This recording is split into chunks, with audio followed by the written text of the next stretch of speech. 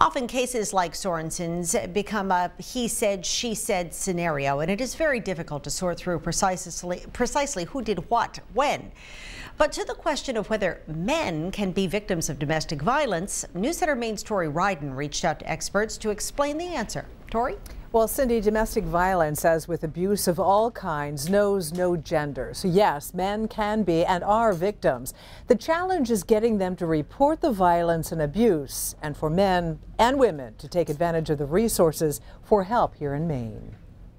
That a barrier for them to coming forward would be that fear of emasculation. It's another cultural issue we have to deal with, that in which men suffer as much from sort of a machismo culture as women do. That so-called machismo Rebecca Hobbs refers to is real. She's executive director of the Family Crisis Services, which helps victims, female and male, in Cumberland County. We certainly do work with men who have experienced abuse, physical abuse and otherwise. If they're afraid of the person that's perpetrating abuse on them, if they go into hiding, I think those experiences are really similar. Hobbs says at the heart of it all is one person exerting power and control. The other is the victim.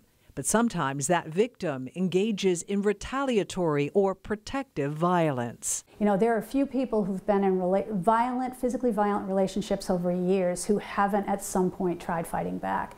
And it doesn't necessarily mean that if they split up and were in new relationships that would continue with the new partners. Making a new start for some happens only when friends, family, even strangers intervene. You know that saying, silence is the voice of complicity. If you don't say something, that's, I think, why over time victims of abuse feel invisible, because sometimes there aren't signs.